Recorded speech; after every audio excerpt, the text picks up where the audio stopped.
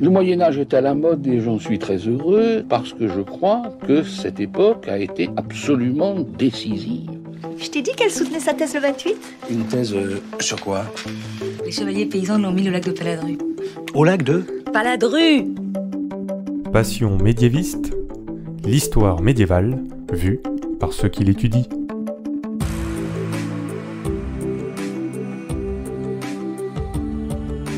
Est-ce que vous savez tout du Moyen-Âge ? Mais d'abord, qu'est-ce que le Moyen-Âge ? Vous pensez peut-être aux châteaux forts, aux troubadours et aux cathédrales, mais ce n'est pas que ça. En général, on dit que c'est une période de 1000 ans, de l'année 500 à l'année 1500. Mais vous l'entendez dans ce podcast, il y a autant de définitions du Moyen-Âge que de médiévistes. Je m'appelle Fanny Cohen-Moreau et dans ce podcast, je reçois des jeunes médiévistes, des personnes qui étudient le Moyen-Âge en master ou en thèse, pour qu'ils vous racontent leurs recherches passionnantes et qu'ils vous donnent envie d'en savoir plus sur cette belle période. Épisode 70, Sarah et Gauthier de Nemours, c'est parti. Excuse-moi, mais il y a des gens que ça intéresse ?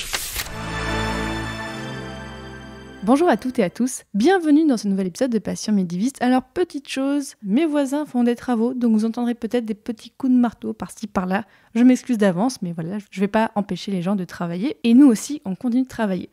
Aujourd'hui, j'ai le plaisir de recevoir Sarah Casano-Skagamar. Bonjour Sarah. Bonjour. Je l'ai bien dit ? Ouais, c'est parfait. Ah. J'ai le plaisir de te recevoir parce que tu es doctorante en histoire médiévale, alors sous la direction de quelqu'un que je salue, parce que c'est quelqu'un qui m'a conseillé plein de personnes pour le podcast, donc tu es sous la direction de Martin Aurel à l'université de Poitiers, donc au laboratoire du CESCM, donc le laboratoire d'histoire médiévale de Poitiers. Et avec toi Sarah, aujourd'hui, on va parler d'une personne du Moyen-Âge.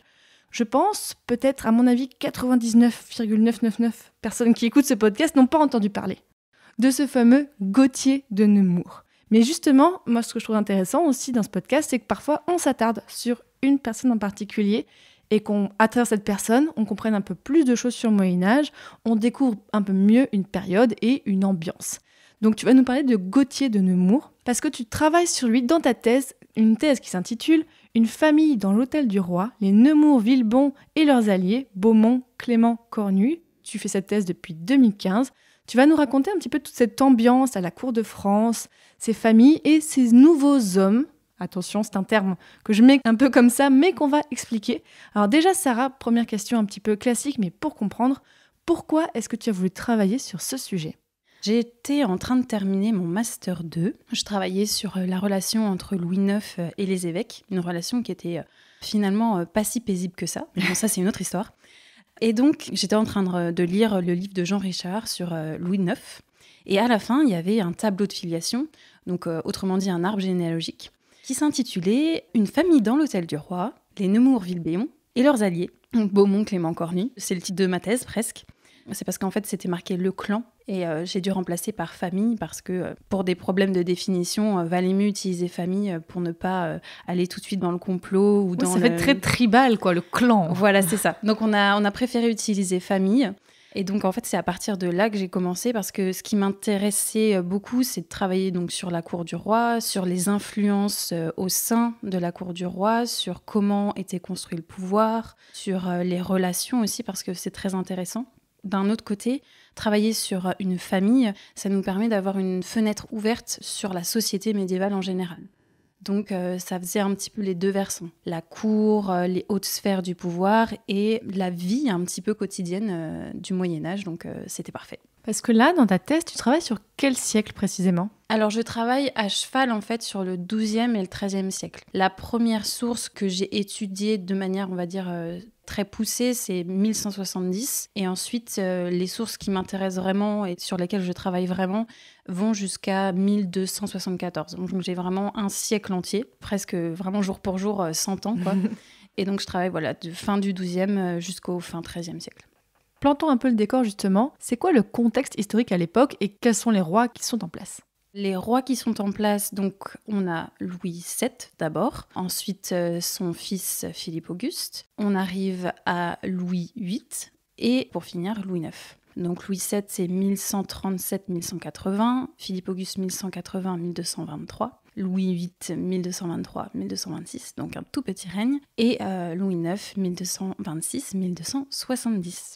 Donc voilà, donc le contexte historique, il y a beaucoup de choses qui se passent en un siècle. Mais pour parler de ce qui est vraiment spécifique et de ce qui va aider aussi pour l'épisode, on va dire que sous Louis VII, au niveau du gouvernement royal, le roi commence à gagner de plus en plus d'influence dans son royaume. Parce qu'au début du XIIe siècle, le roi était un peu un seigneur parmi les autres dans le royaume de France. Et c'est à partir de la deuxième croisade, qui va donc être un petit peu encouragé carrément par Louis VII. C'est lui qui va rassembler un peu les troupes derrière lui pour aller en croisade. Et il y a une relation avec ses seigneurs, avec les nobles, qui va se créer et qui va permettre en fait à Louis VII d'avoir une renommée plus importante, une reconnaissance de ses vassaux plus importante. Et c'est là que donc son influence, l'influence de la couronne, va gagner en intensité dans le royaume. Et cela va continuer en fait sous Philippe Auguste. C'est le roi qui va poser les bases, même si ça a un petit peu commencé sous Louis VII, mais c'est lui qui va poser les bases d'un gouvernement de plus en plus structuré,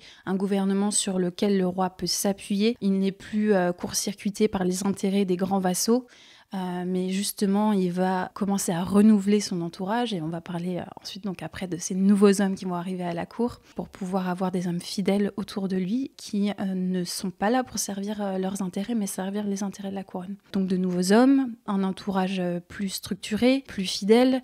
Donc c'est là que le Conseil du roi aussi va commencer à arriver, parce qu'au départ, on était sur une cour royale et des officiers royaux qui étaient plus de l'ordre du domestique, même si finalement le domestique et le politique se mélangeaient. Forcément, il y avait un mélange, parce que comme les personnes qui s'occupaient de servir les besoins du roi, de lui couper le pain, de lui servir du vin, etc., étaient proches de lui, forcément, c'était eux qui lui permettaient, qui lui donnaient conseil, en fait, tout simplement. Et ensuite, donc, sous Philippe Auguste, et même un petit peu avant avec Louis VII, on voit que le Conseil du roi commence à émerger avec des personnes qui sont là vraiment pour le politique. Mais c'est pas encore complètement distinct comme ce qu'on peut avoir au milieu du XIIIe siècle, par exemple. Donc ça commence, c'est en gestation, mais c'est très famille, quoi. C'est la famille du roi, c'est les familiers du roi qui sont autour de Philippe Auguste, qui veut quand même donc structurer son gouvernement. Et ensuite, ça va continuer sous Louis VIII, mais bon, il n'a que 3 ans de règne, donc tu peux pas faire grand-chose avec ça. Et Louis IX, là par contre aussi, qui va aussi prendre en main son gouvernement, faire des réformes, etc. Donc il y a vraiment une évolution en un siècle, c'est assez impressionnant. Et tout ça pour servir en fait la couronne et l'influence qu'elle a sur le royaume de France. Et alors justement, à l'époque, à quoi ressemble le royaume de France ? Et d'ailleurs, il y a une différence entre royaume et domaine du roi de France, c'est ça ? Oui, c'est ça. Il y a une différence entre le royaume donc, et le domaine royal. Ce qui est assez intéressant, c'est que le domaine du roi, il est assez petit par rapport à la superficie du royaume de France. Ce qu'il possède lui-même, en fait, est plutôt petit. C'est ça, c'est assez petit. Et puis, ce qui est aussi intéressant, c'est qu'on essaye de faire des cartes bien lissées du domaine royal, mais en fait, c'est un petit peu l'anarchie. C'est un peu compliqué, mais pour faire simple, il y a un domaine qui est délimité et qui est assez petit, donc, qui est plutôt centre-nord du royaume de France. On va dire Paris et le sud de Paris un petit peu. Oui, c'est ça. Paris, Orléans, ça descend un peu sur Bourges. Et autour, donc, on a pas mal de comtés, en fait, qui sont donc dirigés par les grands vassaux du roi de France. Mais le roi, donc, n'a pas une influence directe, n'est pas le seigneur direct, en fait, de ces comtés. Et d'ailleurs, donc, nous avons pas mal de terres qui sont sous l'influence du roi d'Angleterre. Surtout comme on a eu le mariage entre Henri II et Aliénor d'Aquitaine, on se retrouve avec l'Aquitaine sous autorité des Plantagenets. Et puis on a aussi la Normandie, la Bretagne, etc. etc. Donc ça fait énormément de territoires qui ne sont pas directement sous autorité royale. Et ensuite, on a le comté de Champagne, le comté de Toulouse pour le sud. Donc c'est pour dire que le roi doit quand même travailler avec ses fameux grands vassaux pour diriger le royaume. Et c'est pour ça aussi qu'il y a vraiment une lutte pour faire accepter son pouvoir et son autorité. Et c'est pas si évident que ça de se dire je suis le roi du royaume de France, quoi. Il y a plus d'intermédiaires que ça. Alors, Sarah, parmi toutes les personnes sur qui tu travailles, tu vas aujourd'hui nous parler d'une personne en particulier, Gauthier de Nemours. Alors, pourquoi tu as voulu me parler de cette personne en particulier parmi toutes les personnes que tu étudies ? Alors, c'est parce qu'en fait, tout commence par lui. C'est Gauthier le père. Il est vraiment nommé comme ça dans les sources, c'est Gauthier le père. Il n'est même pas appelé Gauthier de Nemours, c'est Gauthier le père. C'est lui qui est le premier de la famille de Nemours, donc, à rentrer au service du roi. Et donc, ça permet aussi de connaître un petit peu les origines de cette entrée à la cour au travers de ce personnage pour ensuite comprendre pourquoi ses héritiers se sont comportés ainsi par rapport au roi de France, pourquoi ils l'ont servi dans tel domaine, sur tel sujet, etc. etc. Alors parle-nous des origines de Gauthier de Nemours. Est-ce qu'on sait où est-ce qu'il est né, où est-ce qu'il a grandi ou pas du tout ? Alors ça, c'est vrai que c'est très compliqué parce que ce fameux Gauthier Ier de Nemours est un nouvel homme. Donc, il apparaît dans les sources en 1170. C'est probable qu'il soit né dans les années 1130, allez, plutôt 1140. Donc, il a toute une vie avant 1170, mais c'est en 1170 qu'on a la première source qui cite ce personnage. Donc, il a déjà trentaine, quarantaine d'années. Voilà, c'est ça. Donc, il est quand même assez vieux, du coup. Mais on a quelques pistes qui pourraient nous aiguiller en fait sur ses origines, parce que dans une charte, donc un document écrit qui nous permet de savoir que Gauthier en fait a fait un don à l'abbaye de Montmartre pour sauver l'âme de ses parents, donc de sa mère et de son père. Donc l'abbaye de Montmartre, c'est proche de Paris parce que c'est pas encore Paris à l'époque. Donc on se dit ses parents étaient probablement impliqués dans la vie de Paris, de la région parisienne, donc c'est possible qu'il vienne de Paris. Et peut-être qu'il est né à Paris, mais franchement, on n'en sait rien. Ouais, c'est très mince, mais c'est possible. Il était plutôt de quel niveau social, en tout cas, avant d'arriver au service du roi ? Ça aussi, c'est très compliqué à définir, mais on a un chroniqueur qui s'appelle Aubry de Trois-Fontaines, qui nous dit qu'il était plus noble par ses actes que de naissance. Donc on sait qu'il n'était pas de la très haute aristocratie. Après, est-ce que c'était un bourgeois parisien ? Est-ce que c'était un petit noble ? Moi, je pencherais plutôt petit noble, mais franchement, on ne sait pas parce que sa sœur, parce qu'on sait au moins qu'il a eu une sœur et un frère, sa sœur s'est mariée avec un bourgeois parisien. Donc, c'est possible, soit petite noblesse, soit bourgeois, on ne sait pas trop. Oui, parce que de toute façon, à l'époque, les nobles ne pouvaient pas se marier, enfin en tout cas, une femme noble ne pouvait pas se marier avec vraiment plus bas qu'elle, avec un bourgeois, ça fait un peu bizarre. Donc effectivement, elle ne devait pas être très haute dans le niveau social. Après, alors peut-être qu'il a mal compris, mais mon directeur de thèse m'a dit que c'était possible quand même de se marier entre bourgeois et petit noble. Donc c'est possible. Mais je sais que dans un obituaire, donc c'est un manuscrit, c'est un registre qui nous permet d'enregistrer en fait les différents anniversaires, donc les dates à laquelle les ecclésiastiques devaient prier pour l'âme des personnes qui ont donné à l'abbaye pour ce but précis. Dans un des obituaires, on sait que Gauthier Ier de Nemours était chevalier. Donc là, on sent qu'il y a quand même noblesse, quoi. Ah oui, donc oui. Il y a une petite noblesse. Mais c'est vrai que sans cet indice-là, ça aurait été possible, hein, parce que sa sœur est mariée avec un bourgeois. Donc probablement petite noblesse parisienne.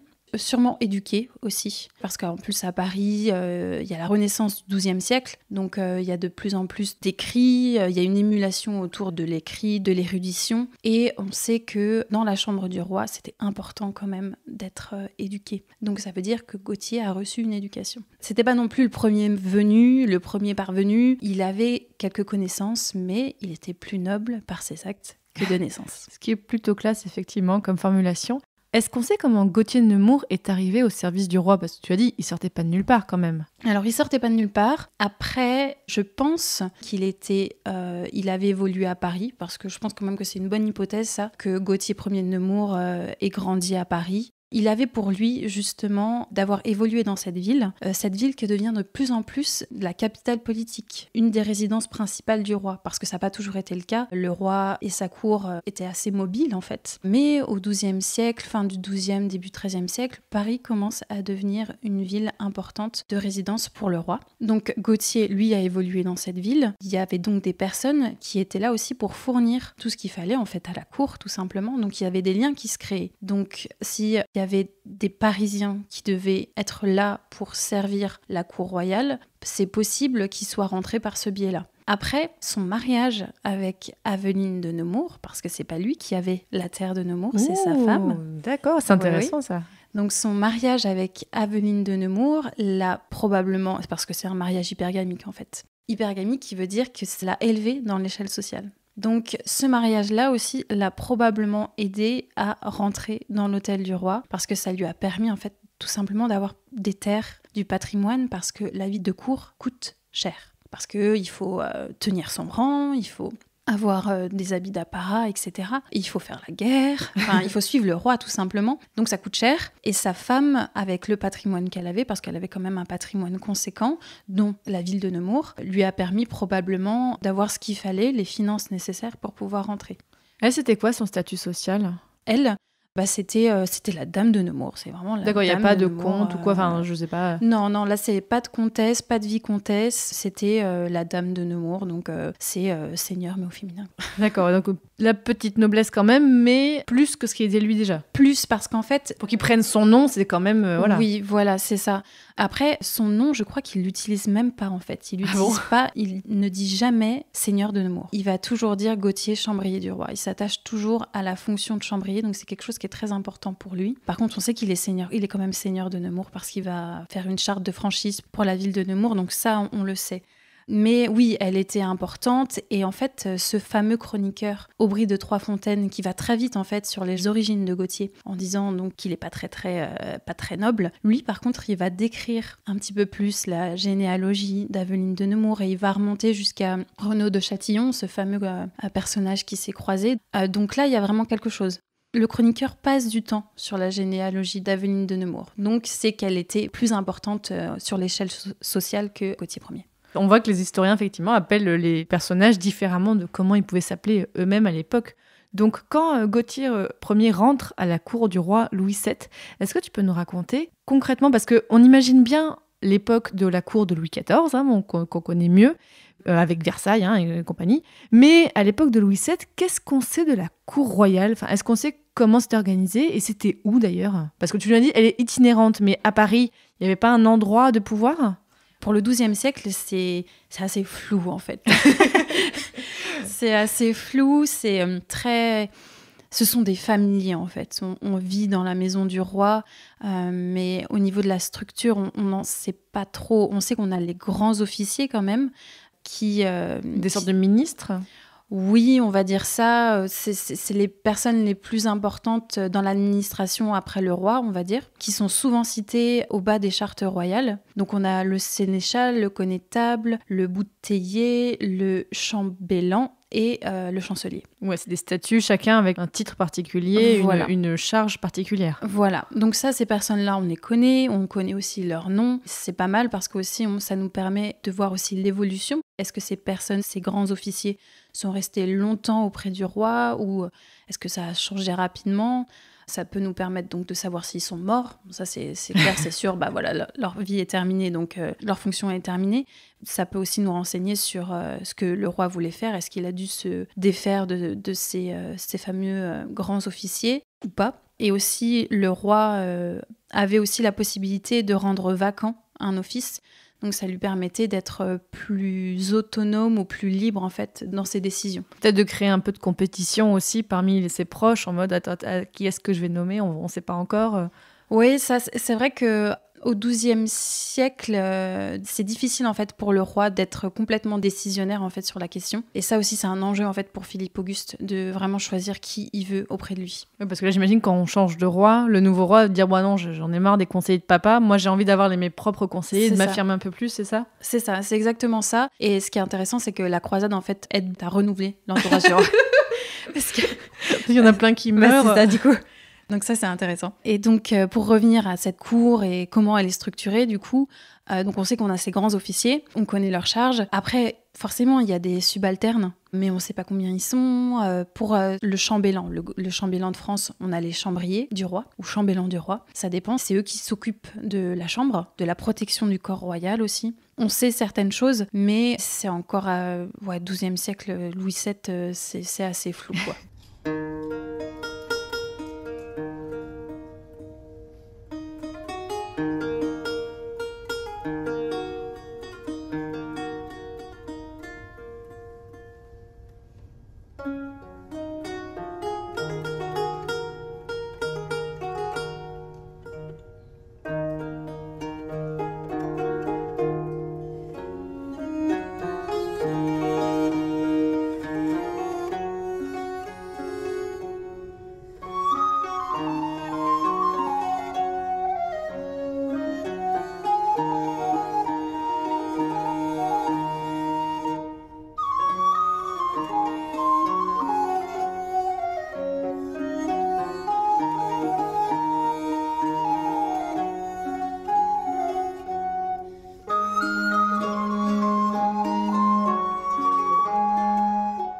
Et donc Gauthier de Nemours, quand il devient chambellan du roi, quelles sont ses charges, quelles sont les fonctions du chambellan?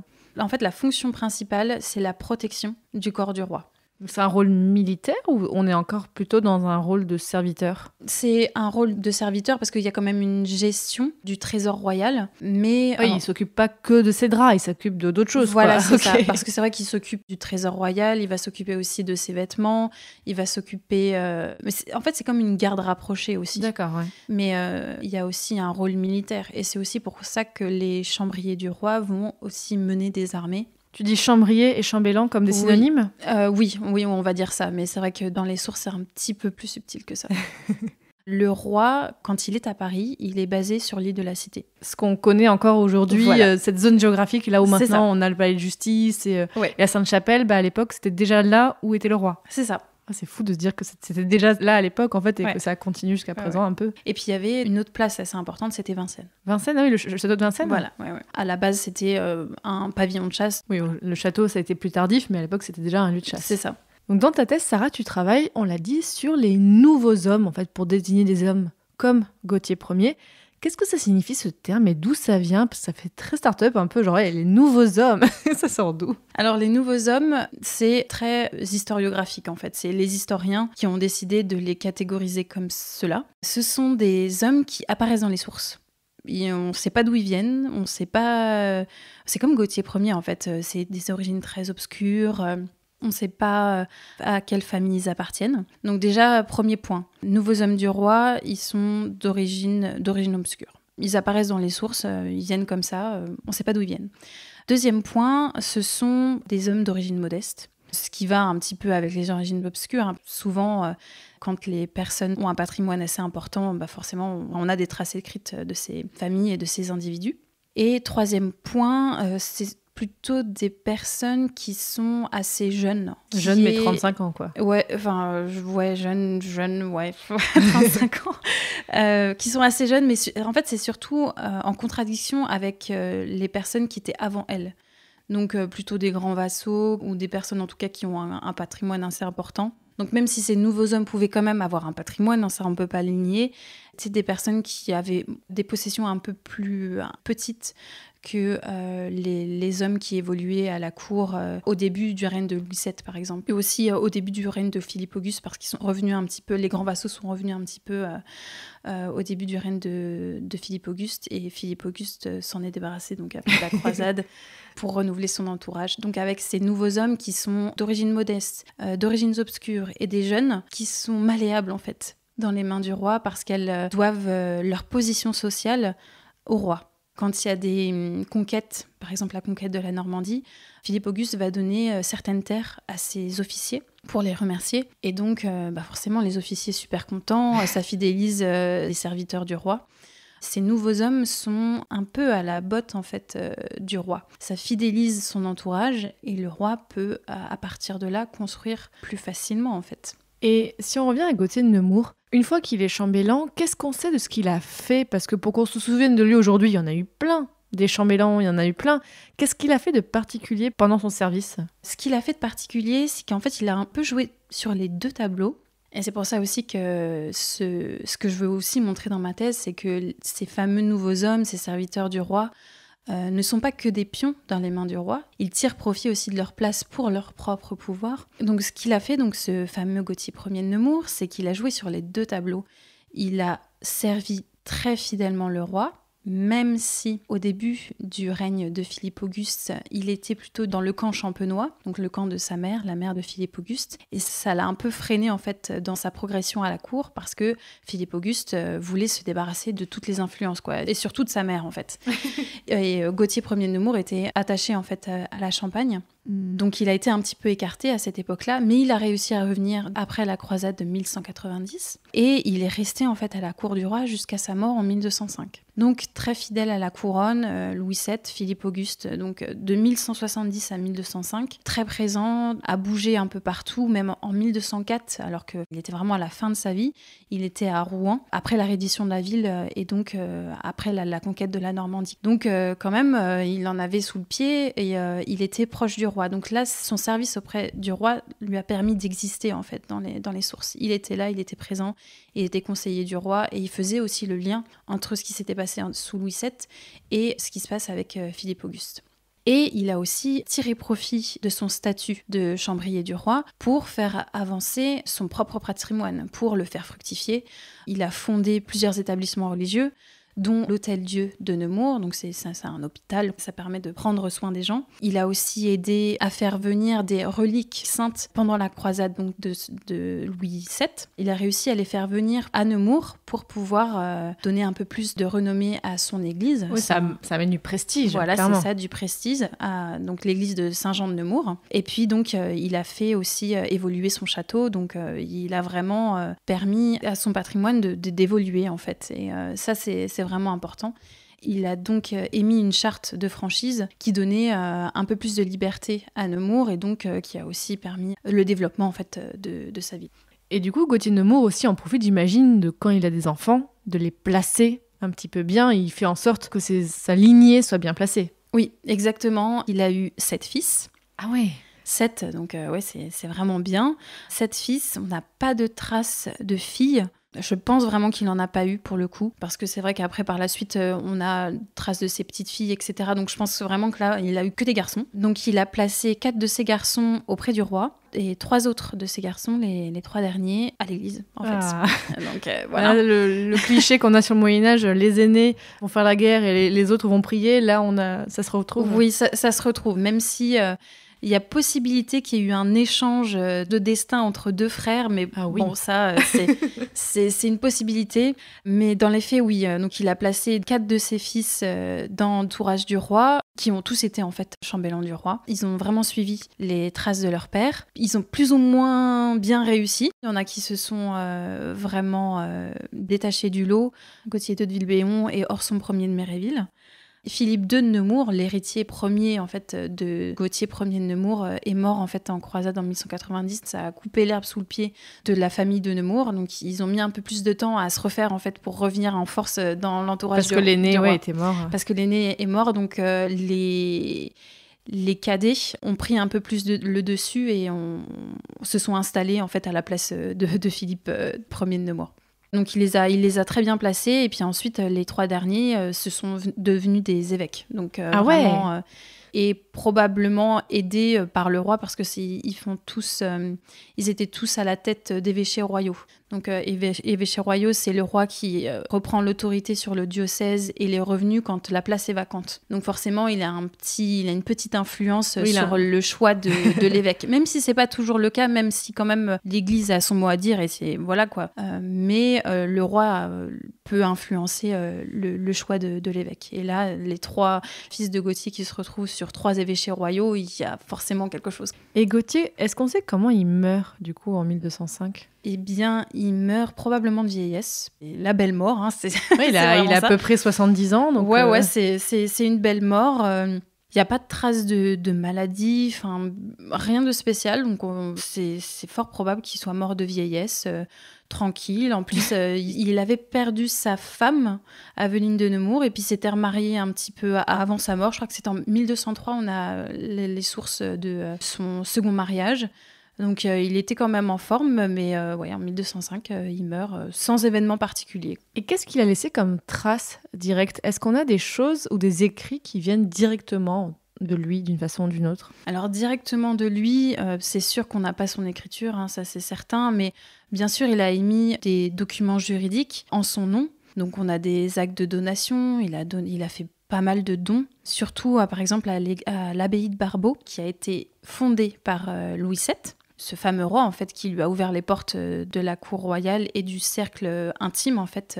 Donc, il a fait pas mal de donations à cette abbaye, une abbaye, d'ailleurs, dans laquelle il a décidé aussi d'être inhumé. Où le roi s'est fait inhumer. Le roi a été inhumé là-bas, et Gauthier Ier également Ah oui. Et oui. Et il s'est fait enterrer là où était enterré le roi. Voilà. Ah ouais, donc la fidélité même jusque dans la mort. Et d'ailleurs, Gauthier a fait des donations pour sauver l'âme du roi. Parce qu'il pensait que l'âme du roi avait besoin d'être sauvée. Bien sûr. Et oui. C'est à l'époque, on faisait des donations pour sauver notre âme. Alors, je voulais juste revenir sur le fait que Gauthier a été enterré dans la même abbaye que Louis VII. C'est parce qu'en fait, à l'époque, les chambellans dormaient au pied du roi. Mais non. Oui. Donc, il y a aussi cette idée encore de protection du corps royal. Et même Comme on voit les petits chiens au bout des gisants, oui, là, il y avait... C'est un peu ça. Donc, il y a une protection dans la vie, protection, garde rapprochée du roi, et une protection dans la mort. Et plus tard, un de ses descendants, de Gauthier Ier de Nemours, Pierre Ier de Vilbéon, s'est fait aussi enterrer proche de Louis IX. Donc, il y a vraiment cette idée de protection, même dans la mort. Donc, pour revenir à ces sources qui nous renseignent directement sur Gauthier Ier de Nemours, on a les actes, donc beaucoup d'actes de donation, hein, ça c'est impressionnant. Donc, la charte de franchise dont j'ai parlé tout à l'heure. De manière plus matérielle, plus visuelle, on a son sceau. Ah. Donc ça, c'est très intéressant parce qu'en plus, là, c'est pas un sceau avec une armoirie comme on pourrait voir ou un sceau équestre, donc le seigneur sur son cheval. C'est un sceau avec une entaille. C'est une petite figurine sculptée de style antique. Mais ce qui est intéressant, c'est que ce n'est pas une vraie entaille antique. Donc l'entaille, c'est une petite pierre qu'on a finement en fait sculptée. Mmh.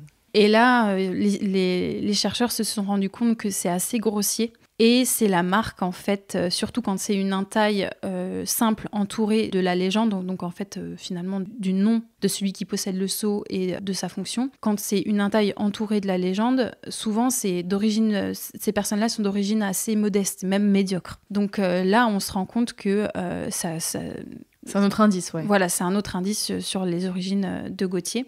Mais on a ce fameux sceau, donc entaille, copie médiévale, mais on ressent la volonté de Gauthier de s'inscrire dans les hautes sphères du pouvoir, dans la haute aristocratie, parce qu'au XIIe siècle, et surtout après la deuxième croisade, la croisade de Louis VII, les entailles sont très en vogue dans ces milieux-là. Donc en fait, Gauthier, il veut être à la mode. Voilà, c'est ça, il veut être à la mode aristocratique. Avec ce sceau, on sent bien qu'il veut un petit peu rouler des mécaniques pour se faire sa place auprès du roi.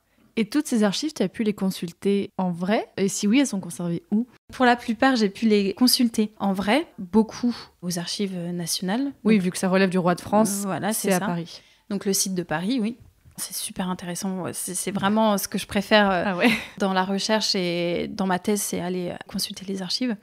Donc il y en a vraiment beaucoup, c'est surtout parce que c'est attaché à la cour royale, donc il y a un bon fond, enfin un beau fond aux archives nationales. Et puis il y a aussi tous les fonds ecclésiastiques aussi, qui sont assez concentrés. Par exemple, l'abbaye de Saint-Victor, il y a eu pas mal de liens entre les Nemours et cette abbaye. Forcément, on va chercher dans les fonds ecclésiastiques et donc qui sont à Paris. Et je suis allée aussi pas mal de fois aux archives de Seine-et-Marne, parce que Nemours est basé en Seine-et-Marne. Donc forcément, les archives de Nemours se retrouvent dans les archives situées à Damary-les-Lys.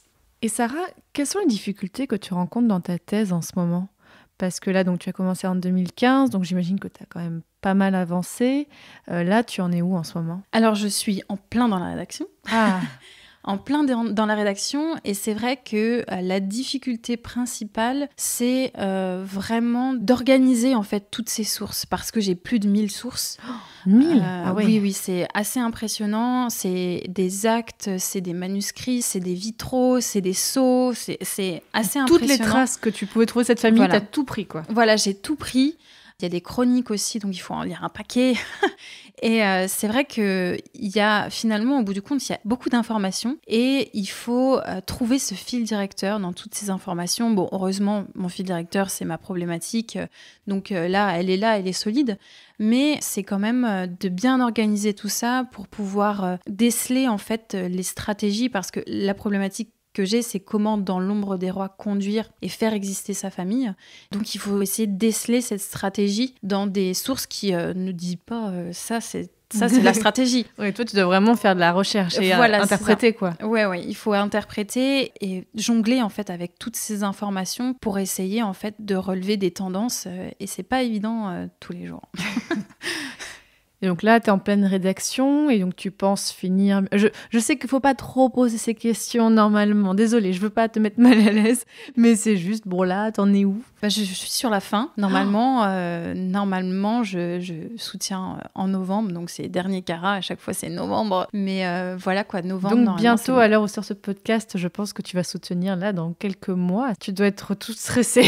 C'est ça, oui, c'est le stress, mais au bout d'un moment, il faut donner une date parce que sinon, il y a toujours le petit détail, il y a toujours le petit contexte qui sort et tu te dis « Ah, peut-être que j'aurais pas dû écrire ça ou que j'aurais pu voir autre chose. » Donc non, au bout d'un moment, il faut se dire « Bon, c'est à cette date-là. » Et puis, ça bouge plus. J'ai une question un peu dure, mais est-ce que tu as déjà pensé à l'après-thèse ? J'y ai déjà pensé.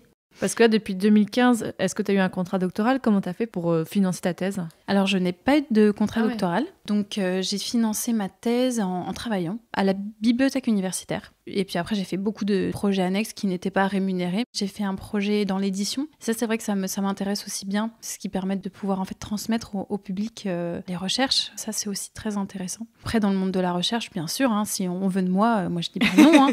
Mais malheureusement, c'est difficile de trouver un poste stable aujourd'hui. Il y a des miracles de temps en temps et ça, c'est super. Pourquoi pas faire de la recherche plus tard, mais on verra. Pour finir, Sarah, j'ai une question. Alors, je crois que j'ai jamais posé une question comme ça dans le podcast, mais alors, peut-être si, mais je trouve ça un peu rigolo. Si tu pouvais demander quelque chose à Gauthier de Nemours, tu lui demanderais quoi ? Ou tu lui parlerais de quoi ? En imaginant que tu peux parler ancien français de l'époque. Oui. Ça va peut-être être un peu... je sais pas si je dirais fleur bleue ou... Je sais pas trop, mais...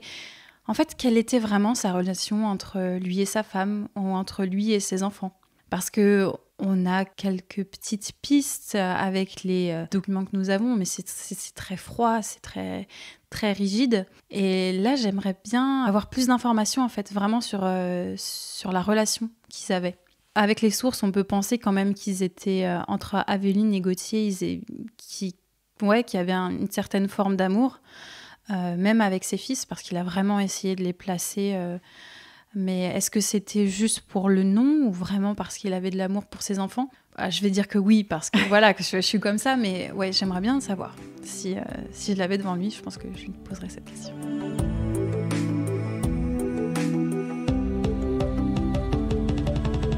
Désormais, chers auditeurs et auditrices, vous savez qui était Gauthier de Nemours, enfin, ce qu'on peut savoir de lui. Vous savez qui étaient les nouveaux hommes, vous en savez un peu plus sur quelle était la cour à l'époque de Louis VII. Donc merci beaucoup Sarah Casano-Skagamar, c'était vraiment passionnant et puis bonne continuation pour la fin de ta thèse. Merci. Auditeurs, auditrices, si vous voulez en savoir plus sur le sujet du jour, comme d'habitude, il y a un article qui accompagne cet épisode. Allez voir sur passionmédiéviste.fr, on vous mettra des conseils de lecture pour aller un petit peu plus loin, des choses, n'hésitez pas à aller voir tout ça. Je tiens à dire que si vous avez envie d'écouter d'autres élèves de Martin Aurel, j'ai eu la chance d'en recevoir d'autres, en plus sur des sujets mais très différents. L'épisode 28 avec Charlotte sur le corps féminin au Moyen-Âge, l'épisode 33 avec Abderrazak sur le livre de l'échelle Mahomet et l'épisode 37 avec Sébastien sur les troubadours d'Aquitaine. Donc vous voyez des sujets très différents mais tous liés plus ou moins à Martin Aurel qui est à l'Université de Poitiers, que je salue s'il nous écoute. Et si vous voulez en savoir plus aussi sur toute l'époque de Louis XVI, sur les rois de France, je ne peux que vous conseiller d'écouter mon autre format que je fais au sein de Passion Médiéviste, le format Superjoute Royal, où dans chaque épisode, nous traitons avec une mauvaise foi tout assumée, mais avec des vrais arguments historiques, l'histoire des rois de France. Nous les classons, avec aucune objectivité, mais avec une subjectivité tout assumée. Vous pouvez retrouver tout ça aussi sur passionmédiéviste.fr. Allez voir, maintenant, on est à peu près au XIVe siècle. On a tout fait, on a commencé avec Clovis, on a fait siècle par siècle. C'est très iconoclaste, donc attention à ne pas mettre dans toutes les oreilles, mais j'espère que ça vous plaira quand même. Et vous pouvez aussi, si l'histoire en général vous intéresse, aller écouter mes autres podcasts. Je fais Passion Antiquité sur l'Antiquité et Passion Moderniste sur l'époque moderne. Donc là, on est de 1500 à 1800 et c'est toujours sur le format que vous venez d'écouter, donc avec des interviews de chercheurs et chercheuses qui vous parlent de leurs sujets passionnants. Et bien sûr, si vous voulez soutenir mon travail, vous pouvez le faire bien déjà en parlant du podcast autour de vous. Le bouche à oreille, vraiment, ça marche beaucoup pour les podcasts. Et je vous le dis rapidement aussi, vous pouvez aussi m'aider à financer mon travail. Voilà, je travaille à mi-temps sur les podcasts grâce au soutien des auditeurs et auditrices. Donc merci beaucoup à tous ceux et celles qui le font. D'ailleurs, ce mois-ci, je tiens à remercier plus spécifiquement Chloé, Zoé, Charlet, Sylvie, Aude et Bruno qui ont contribué donc le mois dernier. Et bon, voilà, si vous aussi vous voulez votre nom à la fin du podcast, eh bien je vous explique tout sur la page passionmédiéviste.fr/soutenir ou juste voilà, si vous voulez même m'aider sans avoir votre nom à la fin, vous pouvez aussi avec quelques euros par mois ou une somme ponctuelle, c'est comme vous voulez, ça m'aidera vraiment beaucoup. Et dans le prochain épisode de Passion médiéviste, on va parler d'un sujet qu'on n'a encore jamais abordé dans ce podcast. Mais alors, pas du tout. Et j'ai un peu envie encore de garder la surprise. On va juste dire que cette fois, on sort d'Europe. On va sur un autre continent. Salut!